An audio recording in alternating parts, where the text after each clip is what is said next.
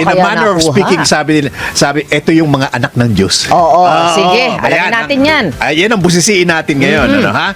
Mula po sa Philippine Center for Investigative Journalism.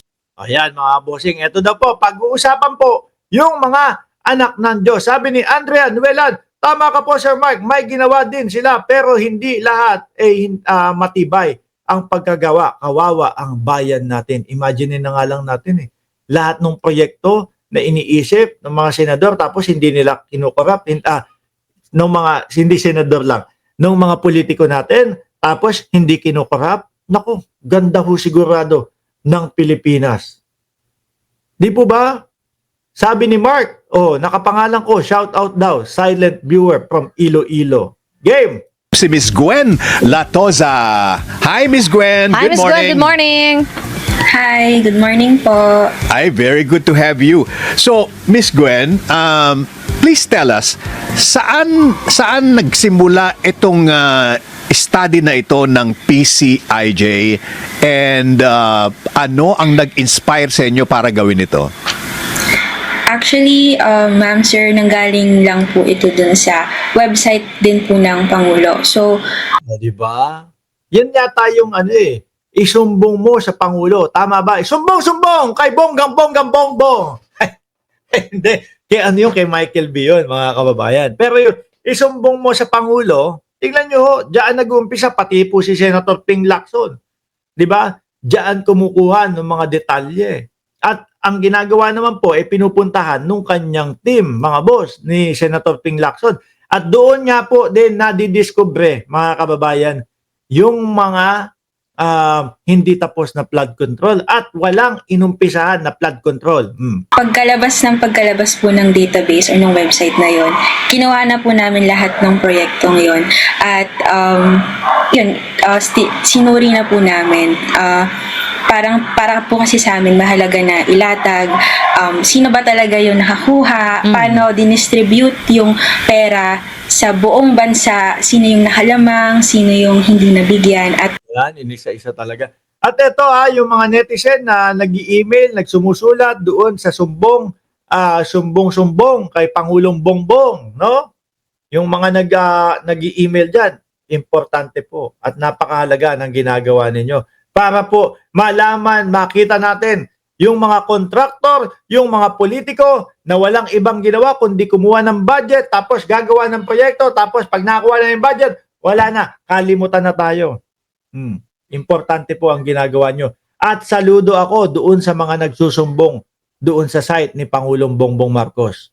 ganong mga bagay na maaaring makatulong sa taong bayan para masuri ng maayos. Kasi syempre, ang dami na ngayon pangalan na lumilitaw na importante naman. Pero mahalaga po kasi kung may analysis din tayo na pangmalawakan para hindi tayo nalilihis sa kung ano ba dapat yung tingnan dito, which is yung flood control at kumana ba sila at sino nga po. Ayan, karamihan kasi sinasabi hindi gumana, karamihan sinasabi wala talaga, no? Walang inumpisahang flood control. Nakinabang. So yun po. Okay, so to be clear, bale, ang naging basihan ng inyong pag-aaral ay yung listahan na inilabas mismo ng Malacanang at matatagpuan do sa isumbong mo sa Pangulo. Website. Di ba? Teorya plus ebidensya. Sumbong kay Bongbong. Hindi naalala ko lang naalala ko lang si Michael B. doon sa Bubble Gang. Di ba? Sabi ni Ma'am Imelda Ignacio, ang ganda nun. Sumbong kay Pangulong Bongbong. Wow, di ba? Pwedeng pwedeng maging yun yung bago nila. Kuya Mark, may kontak ka po ba kay BBM? May suggestion sana ako kung meron na silang pang-canon water na rin. Doon po sa website, baka sabi, ang Pangulo daw po ang mismong bumabasa niya ang tawag diyan? Yung sumbong yung sumbong sa Pangulo Tama po ba? Yes. Okay. Yes, it's public data. Opo. Alright, so doon sa inyong pag-aaral, itong mga flood control projects ay nagresulta sa mga extravagant or maluhong lifestyle. Sino-sino talaga yung pwedeng sabihin na eto yun ito talaga yung mga Nakinabang. star of the night. Oo. Go ahead please, Miss Gwen. Sino kaya? Banggitin kaya yung mga kontraktor? Dun po sa report, the way we phrased it was, ang hari at reyna ng flood control. Kahari at Reyna, kala ko si Harry Roque, kala ko sangkot din si Harry Roque sa flood control.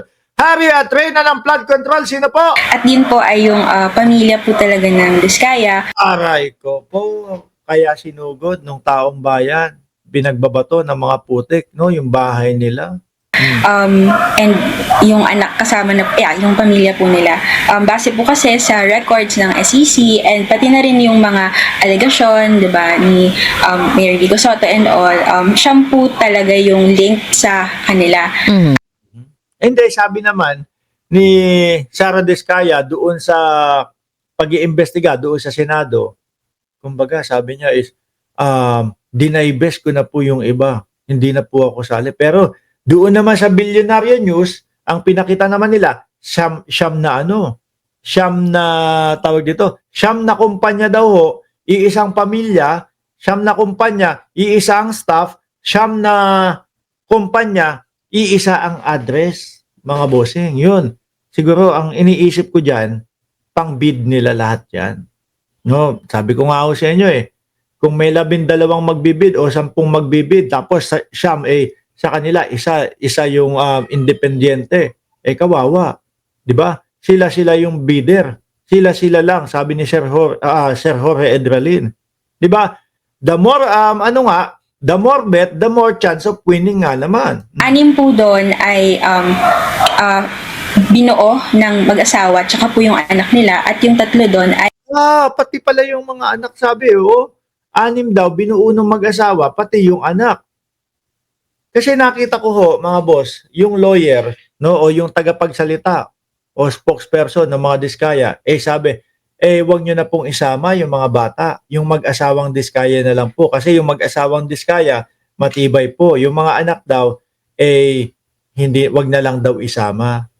Kasi may mga, kung hindi ako nagkakamali, may karamdaman. Pero ito sinasabi, binuo nung mag-asawa at nung kanilang mga anak. Kung lifestyle. Go ahead please, Miss Gwen. Dun po sa report, the way we phrased it was, ang hari at reyna ng flood control. At yun po ay yung pamilya po talaga ng Diskaya, and yung anak kasama na, yung pamilya po nila. Base po kasi sa records ng SEC, Talagang mukhang masasali yung mga anak, hindi may iwasan, nakasali yung anak. and pati na rin yung mga alegasyon, di ba, ni Mayor Vico Soto and all, siya po talaga yung link sa kanila. 6 po doon ay binuo ng mag-asawa, tsaka po yung anak nila, at yung 3 doon ay yun nga, sabi po ni Mayor Vico na link po doon dahil andun pa rin po yung pangalan ni yung asawa po ni Ma'am Sara na si Sir Curly. So sa sumatotal 31 billion po lahat ng yun. Yun po siguro yung pinakamalaki na nakuha Sila ang pinakamalaki. Di ba? Sabi, sila ang pinakamalaki. ng iisang pamilya o ng yun po. So, sila po 31 talaga yung billion pesos. 31 Opo. billion pesos for the 9 companies ng Diskaya. Okay? Opo.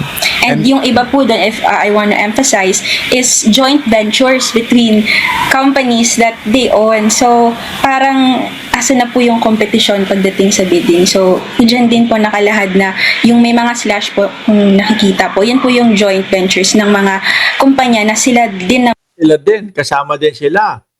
Di ba? Sabi ni Beautiful Girls, may karamdaman yung 2 anak ng Diskaya, Kuya Mark, base sa interview ni Corina, pero normal yung